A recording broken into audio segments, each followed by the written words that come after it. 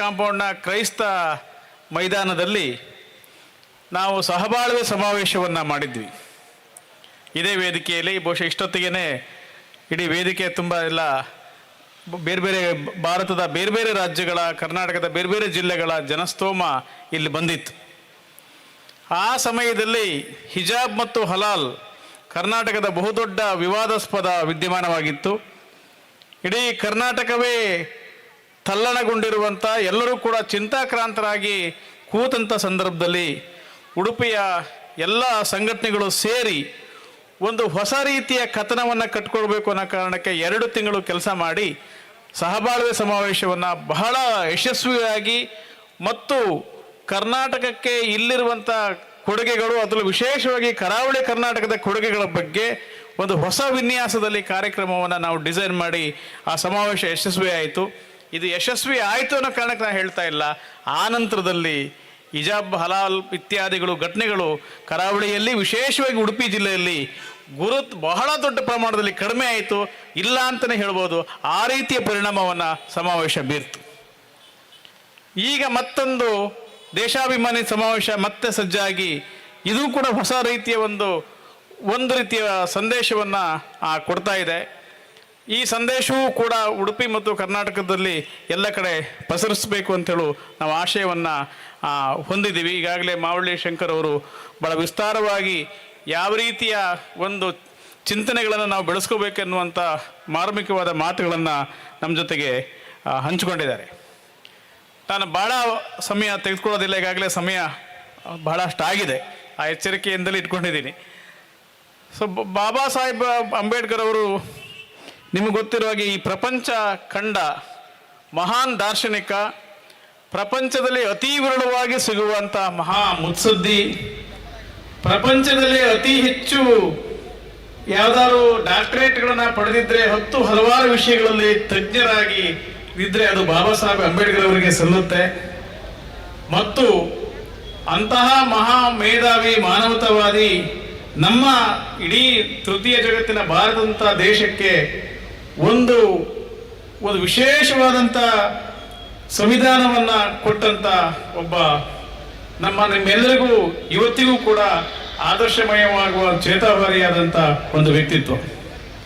ಈ ವ್ಯಕ್ತಿತ್ವನ ನೆನೆಸ್ಕೊಳ್ಳುವಾಗ ಮಾವಳ್ಳಿಯವರು ಹೇಳಿದಾಗೇ ಅಂಬೇಡ್ಕರ್ ಚಿಂತನೆಗಳು ಮತ್ತು ಅಂಬೇಡ್ಕರ್ ವಾದ ಏನಿದೆಯೋ ಅದು ಸದಾ ಇರುತ್ತೆ, ಸದಾ ಚಲನಶೀಲವಾಗಿರುತ್ತೆ, ಸದಾ ಕ್ರಿಯಾಶೀಲವಾಗಿದೆ, ಸದಾ ಚಲನಶೀಲವಾಗಿದೆ ಮತ್ತು ಕ್ರಿಯಾಶೀಲ ಆಗಿದೆ ಅನ್ನೋ ಕಾರಣಕ್ಕೆ ಭಾರತದಲ್ಲಿ ಎಲ್ಲಾದರೂ ಒಂದು ಕಡೆಗೆ ಯಾವುದಾದ್ರೂ ಒಂದು ಜಯಂತಿಯನ್ನು ಹಳ್ಳಿಗಳಲ್ಲಿ, ಬೀದಿಗಳಲ್ಲಿ, ಕಾಲೋನಿಗಳಲ್ಲಿ ಅತಿ ಹೆಚ್ಚು ಜಯಂತಿಗಳು ನಡೆದರೆ ಅದು ಭಾರತದಲ್ಲಿ ಬಾಬಾ ಸಾಹೇಬರ ಜಯಂತಿ ಮಾತ್ರ. ಇದು ಯಾಕೆ ಅಂದರೆ ಇಡೀ ಭಾರತದಲ್ಲಿ ಒಂದು ತಬ್ಬಲಿ ಸಮುದಾಯಕ್ಕೆ, ಮುಖವಿಲ್ಲದ ಸಮುದಾಯಕ್ಕೆ ದನಿಯಾಗಿ ಸ್ವಾಭಿಮಾನವನ್ನು ತಂದುಕೊಟ್ಟಂಥ, ಮೌನವನ್ನು ಮುರಿದು ಮಾತನ್ನು ಕಲಿಸ್ಕೊಟ್ಟಂಥ ತಬ್ಬಲಿ ಸಮುದಾಯದ ಒಬ್ಬ ಮಹಾನ್ ನಾಯಕ ಅಂಬೇಡ್ಕರ್ ಅವರು. ಆ ಕಾರಣಕ್ಕೆ ಆ ತಬ್ಬಲಿ ಸಮುದಾಯ ಯಾವತ್ತೂ ಕೂಡ ಅವ್ರನ್ನ ಬಿಟ್ಕೊಳ್ಳೋದಿಲ್ಲ.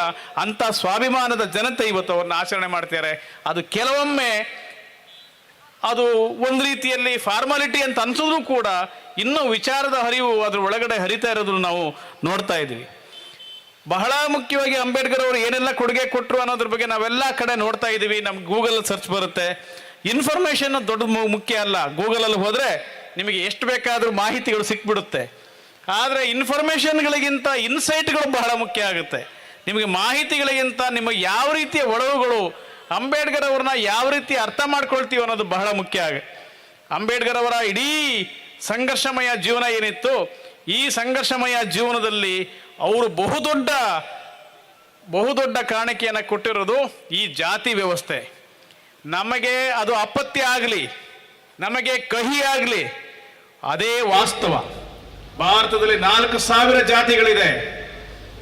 4,000 ಜಾತಿಗಳಿಗೆ ಹೆಸರು ಹಿಂದೂ ಧರ್ಮ ಅಂತ ಕೊಟ್ಟಿದ್ದೀವಿ. ಈ ಜಾತಿ ವಿನಾಶವಾಗದೆ ಅಂಬೇಡ್ಕರ್ ಅವರ ಪೀಠಿಕೆಯ ಸಂವಿಧಾನಕ್ಕೆ ಅರ್ಥವೇ ಬರೋದಿಲ್ಲ. ಜಾತಿ ವಿನಾಶ ಹೇಗೆ ಅನ್ನೋದ್ರ ಬಗ್ಗೆ ಅವರು ಜಾತಿ ವಿನಾಶ ಅಂತೇಳಿ ಬಹಳ ಮಹತ್ವದ ಕೃತಿಯನ್ನು ಬರೆದಿದ್ದಾರೆ. ಇವತ್ತು ಜಾತಿ ಅನ್ನೋದು ದಿನೇ ದಿನೇ ಸದೃಢಗೊಳ್ತಾ ಇದೆ. ನಾವು ಈಗಲಾದರೂ ಕೂಡ ಜಾತಿ ವಿನಾಶಕ್ಕೆ ಅತ್ಯಂತ ವೈಜ್ಞಾನಿಕವಾದ ಮತ್ತು ಸರಳವಾದ ಮಾರ್ಗೋಪಾಯಗಳನ್ನು ಅಂಬೇಡ್ಕರ್ ಅವರು ಮತ್ತು ಆನಂತರದಲ್ಲಿ ಅದಕ್ಕಿಂತ ನಂತರದಲ್ಲಿ ಕೋಸಂಬಿ ಅವರು ಇಟ್ಟಂಥ ಮಾರ್ಗಸೂಚಿಗಳನ್ನು ನಾವು ಪಾಲಿಸಬೇಕಾಗಿದೆ. ಜಾತಿಯನ್ನು ಸದೃಢೀಕರಣ ಮಾಡೋದ್ರಿಂದ ಇನ್ನೂ ಕೂಡ ಜಾತಿಯ ಅಸಹನೆ, ಜಾತಿಯ ಬಗ್ಗೆ ಕಹಿ ಮತ್ತು ಜಾತಿಯ ಬಗ್ಗೆ ವಿಷ ಇದಾಗುತ್ತೆ. ಆ ಕಾರಣಕ್ಕೆ ಜಾತಿ ವಿನಾಶ ಆಗದೆ ನಿಮಗೆ ಈಕ್ವಾಲಿಟಿ ಇರ್ಬೋದು, ಫ್ಯಾಟರ್ನಿಟಿ ಇರ್ಬೋದು, ಯಾವುದು ಕೂಡ ಅದು ಅಸಂಬದ್ಧ ಆಗುತ್ತೆ. ಈಕ್ವಾಲಿಟಿ ಬರಬೇಕಾದ್ರೆ ಜಾತಿ ಹೋಗಬೇಕು, ಸಹೋದರತೆ ಬರಬೇಕು ಅಂದ್ರೆ ಜಾತಿ ಹೋಗಬೇಕು, ಭ್ರಾತೃತ್ವ ನಾವೆಲ್ಲ ಒಂದೇ ಅವರು ಅಂತ ಹೇಳ್ಬೇಕಾದ್ರೆ ಜಾತಿ ಹೋಗಬೇಕು. ಇಡೀ ಅಂಬೇಡ್ಕರ್ ಅವರ ಚಿಂತನೆಗಳ ಒಟ್ಟು ಮೊತ್ತದಲ್ಲಿ ಆ ಜಾತಿ ವ್ಯವಸ್ಥೆಯ ಮೂಲ ತಿರುಳಾಗಿದೆ ಅನ್ನೋದನ್ನ ನಾವು ಮಾತಾಡಬೇಕು. ಅದನ್ನ ಮತ್ತೆ ಮತ್ತೆ ಮನನವನ್ನ ನಾವು ಮಾಡಿಕೊಂಡಾಗ ಮಾತ್ರ ಅಂಬೇಡ್ಕರ್ ಅವರ ವಿಚಾರಧಾರೆಯನ್ನ ನಾವು ಸರಿಯಾದ ರೀತಿಯಲ್ಲಿ ಅದನ್ನು ವಿಭಜಿಸಬಹುದು. ಬಹಳ ಮುಖ್ಯವಾಗಿ ಇವತ್ತು ನನಗೆ ಇರುವ ಆಸಕ್ತಿಯ ಇದೇನಪ್ಪ ಅಂದರೆ, ಅಂಬೇಡ್ಕರ್ ಅವರು ಇವತ್ತು ಇದ್ದಿದ್ರೆ ಬಹಳ ಇವತ್ತು ವರ್ತಮಾನದ ಬಿಕ್ಕಟ್ಟೇನಿದೆ, ವರ್ತಮಾನದ ಸಂಕಟಗಳೇನಿದೆ, ವರ್ತಮಾನದ ಕಂಟಕಗಳೇನಿದೆ, ಈ ವರ್ತಮಾನದ ಕಂಟಕಗಳು, ಸಂಕಟಗಳು, ಬಿಕ್ಕಟ್ಟುಗಳಿಗೆ ಅಂಬೇಡ್ಕರ್ ಏನು ಹೇಳ್ತಾ ಇದ್ರು? ಅಂಬೇಡ್ಕರ್ ಅವರು ಬಹಳ ಎಲ್ಲೋದ್ರ ಬಗ್ಗೆ ಮಾತಾಡಿದ್ದಾರೆ, ಬರೆದಿದ್ದಾರೆ. ಆದರೆ ಇವತ್ತಿನ ವರ್ತಮಾನ, ಇವತ್ತು ಯುದ್ಧೋನ್ಮಾದ ಬರ್ತಾ ಇದೆ. ಯುದ್ಧೋನ್ಮಾದ ಅಮೇರಿಕ ಎನ್ನುವಂಥ ಪೈಶಾಚಿಕ ನರರಾಕ್ಷಸ, ಇಸ್ರೇಲ್ ಎನ್ನುವಂಥ ಹೆಣ್ಣು ಮಕ್ಕಳ ಮಾರಣ ಹೋಮ ಮಾಡುವಂಥ ಇಸ್ರೇಲ್ ಅಂತ ನರರಾಕ್ಷಸ, ಫ್ಯಾಸಿಸ್ಟ್ ಸರ್ವಾಧಿಕಾರಿ ರಾಷ್ಟ್ರ ಇಡೀ ಪ್ರಪಂಚವನ್ನು ಅಲ್ಲೋಲಕಲ್ಲ ಮಾಡ್ತಾ ಇದೆ. ಪ್ರಪಂಚವನ್ನು ಅಲ್ಲೋಲಕಲ್ಲ ಮಾಡ್ತಾ ಇದೆ. ಇಡೀ ಅವರಿಬ್ಬರ ಯುದ್ಧದಾಹಕ್ಕೆ ಇಡೀ ಪ್ರಪಂಚದಲ್ಲಿ ಅಮೇರಿಕ ಯಾವೆಲ್ಲ ದೇಶಗಳ ಮೇಲೆ ಯುದ್ಧ ಮಾಡಿದೆ, ಅದು ಇರಾಕ್ ಮೇಲೆ ಇರ್ಬೋದು, ಅದು ವಿಯೆಟ್ನಾಂ ಮೇಲೆ ಇರ್ಬೋದು, ಈಗ ಇರಾನ್ ಮೇಲೆ ಇರ್ಬೋದು, ಅದು ಸೋತು ಸುಣ್ಣಾಗಿ ಶರಣಾಗಿದೆ. ಯುದ್ಧ ಅಂದರೆ ಗೆದ್ದವನು ಸೋತ, ಸೋತವನು ಸತ್ತ ಅನ್ನೋದು ಅದರ ತಾತ್ಪರ್ಯ. ಇವತ್ತು ಯುದ್ಧದ ಪರಿಣಾಮಗಳೇನಾಗಿದೆ? ಇವತ್ತು ಯುದ್ಧದ ಪರಿಣಾಮಗಳ ಬಗ್ಗೆ ಅಂಬೇಡ್ಕರ್ ಏನು ಹೇಳ್ತಾ ಇದ್ರು? ಯುದ್ಧ ಬೇಕಂತಿದ್ರ? ನಮ್ಮಲ್ಲಿ ಯುದ್ಧ ಬೇಕನ್ನೋರು ಗ್ಯಾಸ್ ಬಗ್ಗೆ ಮಾತಾಡ್ತಾರೆ, ಯುದ್ಧ ಬೇಕನ್ನೋರು ಇಲ್ಲಿನ ನರೇಂದ್ರ ಮೋದಿ ಅಂತ ಒಬ್ಬ ಏನು ಎದೆಗಾರಿಕೆ ಇರುವ ಮನುಷ್ಯ ಯುದ್ಧದ ಬಗ್ಗೆ ಮಾತಾಡ್ತಾರ, ನೇತನಾಗಿ ಹೋಗಿ ಒಪ್ಕೊಳ್ತಾರೆ. ಇಂಥ ದರಿದ್ರ ಸ್ವಾಭಿಮಾನ ಇಲ್ಲದಂತ ಪ್ರಧಾನಿಯನ್ನು ನಾವು ಇಟ್ಕೊಂಡು ನಾವಿದ್ದೀವಿ. ಇಂಥ ದರಿದ್ರ ಪ್ರಧಾನಿ ಇಟ್ಕೊಂಡು ಯುದ್ಧ ಬೇಡ ಅನ್ನುವಂತ ಒಂದು ಸರಿಯಾದ ಸ್ವಾಭಿಮಾನದ ದಿಟ್ಟತನದ ಹೇಳಿಕೆ ಕೊಡ್ತಾ ಇಲ್ಲ. ಅಂಬೇಡ್ಕರ್ ಇದ್ದರೆ ಯಾವ ತರ ಪ್ರತಿಕ್ರಿಯೆ ಕೊಡ್ತಾ ಇದ್ರು? ಅಂಬೇಡ್ಕರ್ ಇದ್ದಿದ್ರೆ CA/NRC ಬಗ್ಗೆ, ಇದೇ ಉಡುಪಿಯಲ್ಲಿ ಹಲವಾರು ಹೋರಾಟಗಳಾಯಿತು CA/NRC ಬಗ್ಗೆ. ಇಲ್ಲಿನ ಅಲ್ಪಸಂಖ್ಯಾತರನ್ನ ತಗೊಂಡೋಗಿ ಬಾಂಗ್ಲಾದೇಶಕ್ಕೆ ದಬ್ಬುವಂತ ಒಂದು ಹುನ್ನಾರ ನಡೀತು. ಅಂಬೇಡ್ಕರ್ ಇದ್ದಿದ್ರೆ EVM ತಂದ್ರು, EVM ತಂದು 68 MP ಸೀಟ್ಗಳನ್ನು ಗೆದ್ಕೊಂಡ್ರು ವೋಟ್ ಚೋರಿ ಹೆಸರಿನಲ್ಲಿ. ಅವಾಗೇನು ಹೇಳ್ತಾ ಇದ್ರು? ಇದು ಪ್ರಜಾಪ್ರಭುತ್ವ. ಮಾವಳ್ಳಿ ಅವ್ರು ಹೇಳಿದ್ರಲ್ಲ, 1 ವೋಟ್ 1 ವ್ಯಾಲ್ಯೂ ಅಂದ್ರೇನು? ಅದಾನಿಗೂ ಒಂದೇ ಓಟು, ಬೋರೇಗೌಡನಿಗೂ ಒಂದೇ ಓಟು. ಆದರೆ ಅದಾನಿ ಮಾತ್ರ ಗೆಲ್ತಾನೆ, ಬೋರೇಗೌಡ ಮಾತ್ರ ಸೋಲ್ತಾನೆ. ಇದು ಪ್ರಜಾಪ್ರಭುತ್ವ ಅಲ್ಲ. ರಾಜಕೀಯ ಸ್ವಾತಂತ್ರ್ಯ ಎನ್ನುವುದು ಆರ್ಥಿಕ ಸಮಾನತೆಯನ್ನು ಕೊಂದು ಹಾಕಿದೆ ಅಂತ ಹೇಳಿ ಅಂಬೇಡ್ಕರ್ ಮತ್ತೆ ಮತ್ತೆ ಅವರ ಇದರಲ್ಲಿ ಹೇಳ್ತಾರೆ. 1949 ಅವರ 50ನೇ ಇಸ್ವಿಗಿಂತ ಮುಂಚೆ 1949 ನವೆಂಬರ್ 25ನೇ ತಾರೀಕು ಅವ್ರ ಮಾತನ್ನ ನೀವು ಕೇಳಬೇಕು. ಅವ್ರ ಎಚ್ಚರಿಕೆ ಏನು ಹೇಳ್ತಾರೆ ಸಂವಿಧಾನ ಸಮರ್ಪಣೆ ಮಾಡೋಕ್ಕಿಂತ ಮುಂಚೆ? 1 ವೋಟ್ 1 ವ್ಯಾಲ್ಯೂ ಎಲ್ಲಿ ಹೋಯ್ತು? EVM ಎಲ್ಲಿ ಹೋಯ್ತು? ಆ ನಂತರದಲ್ಲಿ ತರ್ತಾರೆ, ಈಗ ತರ್ತಾರೆ SIR ತರ್ತಾರೆ. SIR ತರೋದು ಮತ್ತೊಂದು ಷಡ್ಯಂತರ.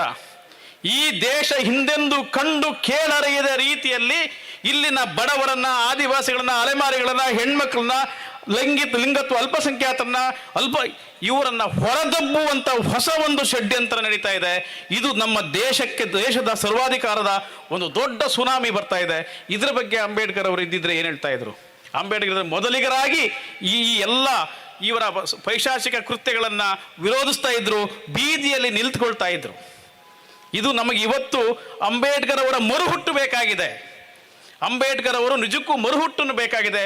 ಮರುಹುಟ್ಟು ಅಂದ್ರೆ ಮತ್ತೊಂದು ಜನ್ಮ ಅಂತಲ್ಲ. ಅಂಬೇಡ್ಕರ್ ಅವರು ಯಾವುದೂ ಕೂಡ ವಿಗ್ರಹದ ಬಗ್ಗೆ ಇರಲಿಲ್ಲ. ಅವರು ವಿಗ್ರಹ ಭಂಜಕರಾಗಿದ್ರು. ಅವರ ಇಡೀ ಕೃತಿಯಲ್ಲಿ ಅವರು ವಿಗ್ರಹವನ್ನ ಅವರು ಇಷ್ಟಪಡ್ತಿಲ್ಲ, ವಿಗ್ರಹ ಭಂಜಕರಾಗಿದ್ರು. ನಾವಿವತ್ತು ಅಂಬೇಡ್ಕರ್ ಅವರ ಪ್ರತಿಮೆನ ಇಟ್ಕೊಳ್ತೀವಿ, ಆದರೆ ನಮಗೊಂದು ತಬ್ಬಲಿ ಸಮುದಾಯಕ್ಕೆ ಒಂದು ಬೇಕು, ನಮಗೆ ಏನಾದ್ರು ಒಂದು ಹೇಳಲಿಕ್ಕೆ, ಅದು ಬೇರೆ ವಿಷಯ. ಆದರೆ ವಿಗ್ರಹ ಭಂಜಕರಾಗಿದ್ರು. ಸೊ ಈ ರೀತಿ NRC ಇದ್ರ ಮುಖಾಂತರ ಈಗ ಬಂದಿದೆ ಮಹಿಳಾ ಮೀಸಲಾತಿ ಅಂತೆ, ಡಿಲಿಮಿಟೇಷನ್ ಅಂತೆ. ಅಂಬೇಡ್ಕರ್ ಅವರು ಸ್ವಾತಂತ್ರ್ಯ ಚಳುವಳಿಯ ಉತ್ಪನ್ನವಾಗಿ ಯಾವುದು ಸಂವಿಧಾನ ಬಂತು, ಸಂವಿಧಾನದ ಆಶಯಗಳಿಗೋಸ್ಕರ 199 ವರ್ಷ ಲಕ್ಷಾಂತರ ಜನ ಹುತಾತ್ಮರಾದರು. ಅದರ ಪ್ರತಿಫಲ ಪತ್ರವಾಗಿ ನಮ್ಮ ಬಾಬಾ ಸಾಹೇಬರು ಏನು ಸಂವಿಧಾನ ಬಂತು, ಸಂವಿಧಾನ ರಚನೆಗೊಳಪಡ್ತು.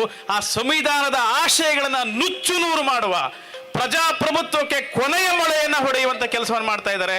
ಇದು ಅಂಬೇಡ್ಕರ್ ಮಾಡುವಂತ ಮಹಾದ್ರೋಹದ ಹಿಂದೆ RSS ಎನ್ನುವ ಮಹಾದೇಶದ್ರೋಹಿ ಸಂಘಟನೆ ಇದೆ ಅನ್ನೋದನ್ನ ಮರಿಬಾರದು. ಈ ವಾಸ್ತವವನ್ನು ನಾವು ಅರೆಬರೆಯಾಗಿ ಎಲ್ಲವೂ ಚೆನ್ನಾಗಿದೆ, ಎಲ್ಲವೂ all is well, no all is well ಅಲ್ಲ.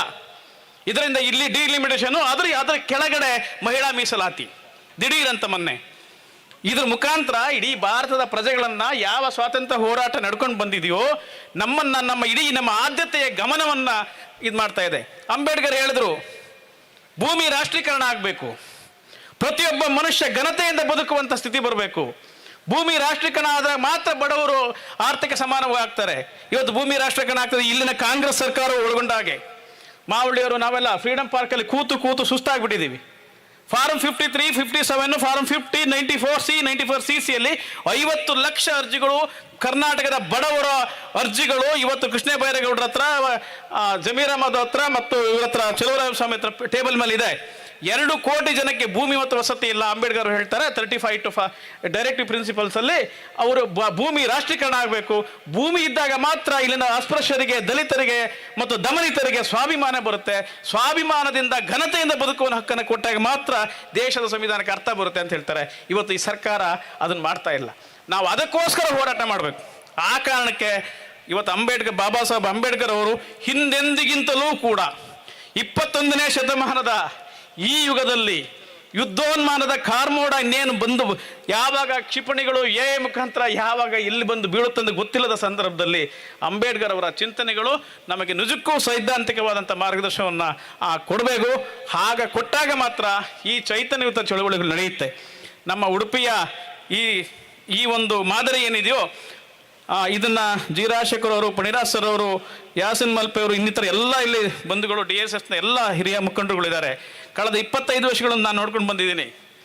25 ವರ್ಷಗಳಿಂದಲೂ ಕೂಡ ಎಲ್ಲ ಚಳುವಳಿಗಳು ಒಟ್ಟಾಗಿ ಸಮಾವೇಶವನ್ನು ಮಾಡುವುದು, ದಲಿತರ ಮೇಲೆ ಆಗಲಿ, ಕ್ರೈಸ್ತರ ಮೇಲೆ ಆಗಲಿ, ನಾನು ಅದರ ಪಾಠಕ್ಕೆ ಬಂದಿದ್ದೀನಿ. ಮುಸ್ಲಿಮರ ಮೇಲೆ ಆಗಲಿ, ಹಿಜಾಬ್ ಆಗಲಿ, ಹಲಾಲ್ ಆಗಲಿ, ಅಂಬೇಡ್ಕರ್ ಜಯಂತಿ ಆಗಲಿ, ಒಟ್ಟಾಗಿ ಮಾಡುವ ಒಂದು ಪರಂಪರೆಯನ್ನ ಈ ಉಡುಪಿಯ ತಂಡ ಉಳಿಸ್ಕೊಂಡಿದೆ. ಇದು ಕರ್ನಾಟಕದಲ್ಲಿ ಒಂದು ಮಾದರಿಯಾದ ಜಿಲ್ಲೆ. ನಾನು ಮಾವಳಿ ಹತ್ರ ಹೇಳ್ತಾ ಇದ್ದೆ, ಬೇರೆ ಯಾವುದೇ ಜಿಲ್ಲೆಗಳಲ್ಲಿ ಹಾಗಾಗಲ್ಲ. ಇಲ್ಲಿ ಮಾತ್ರ ಉಡುಪಿಯಲ್ಲಿ ಮಾತ್ರ ಒಂದು ಚಿಕ್ಕ ತಂಡ ಆದರೂ ಕೂಡ ಪ್ಯಾಷನೇಟ್ ಆಗಿ ಮಾಡುವ, ವೈಬ್ರೆಂಟ್ ಆಗಿ ಯೋಚಿಸುವ ಒಂದಿದೆ. ಆ ತರಹದ ಬೌದ್ಧಿಕ ಮಾರ್ಗದರ್ಶನವನ್ನ ಪಡಿಸತರದವರು ಬಹಳ ಹಿಂದಿಂದಲೂ ಕೂಡ ಇಲ್ಲಿ ಗಾಂಧಿನೂ ಮುಖ್ಯ ಆಗ್ತಾರೆ, ಅಂಬೇಡ್ಕರ್ ಮುಖ್ಯ ಆಗ್ತಾರೆ, ಮುಸ್ಲಿಮರು ಮುಖ್ಯ ಆಗ್ತಾರೆ, ಕ್ರೈಸ್ತರು ಮುಖ್ಯ ಆಗ್ತಾರೆ, ದಲಿತರು ಮುಖ್ಯ ಆಗ್ತಾರೆ. ಈ ತರದ ಒಂದು ವಿನೂತನವಾದ, ಒಂದು ವಿಶಿಷ್ಟವಾದ ಮಾದರಿಯನ್ನ ಉಡುಪಿ ತಂಡ ಮೊದಲಿಂದಲೂ ಮಾಡ್ಕೊಂಡು ಬಂದಿದೆ. ನಾವು ಬಹಳ ಸ್ಪಷ್ಟವಾಗಿ ಭವಿಷ್ಯಕ್ಕೆ ಮುನ್ನುಡಿಯನ್ನು ಬರೀಲೇಬೇಕು. ಈ ಸರ್ವಾಧಿಕಾರಿ ಫ್ಯಾಸಿಸ್ಟು ಮತ್ತು ಅದರ ಹಿಂದಿರುವಂಥ ಈ ದೇಶಕ್ಕೆ ದೊಡ್ಡ ಗಂಡಾಂತರಕಾರಿಯಾದ ದೇಶದ್ರೋಹಿಯಾದ RSSನ ನಾವು ಸೋಲಿಸಲೇಬೇಕು, ಹೆಡಮುರಿ ಕಟ್ಟಲೇಬೇಕು. ಮತ್ತು ಮೋದಿಯ ಈ ರೈತ ಹೋರಾಟ ಏನು ನಡೀತು, ರೈತ ಹೋರಾಟ ನಡೆದಾಗ ಮೋದಿಯ ಗರ್ವಭಂಗ ಆಯಿತು. 700 ದಿನ 750 ಜನ ಹುತಾತ್ಮರಾದರು. ಬೇಸಿಗೆ, ಮಳೆಗಾಲ, ಚಳಿಗಾಲ ಇಲ್ದೇನೆ ಗರ್ವಭಂಗ ಆಯಿತು. ಆ ರೀತಿಯ ಗರ್ವಭಂಗ ಒಂದಲ್ಲ ಒಂದು ದಿನ ನಾವು ಮಾಡೇ ಮಾಡ್ತೀವಿ. ಮುಂದಿನ ಚುನಾವಣೆ ಒಳಗೊಂಡ ಹಾಗೆ ಇಡೀ ಕರ್ನಾಟಕದ ಭಾರತದ ಜನ ಮೊದಲಿನ ರೀತಿಯಲ್ಲಿ ಇಲ್ಲ.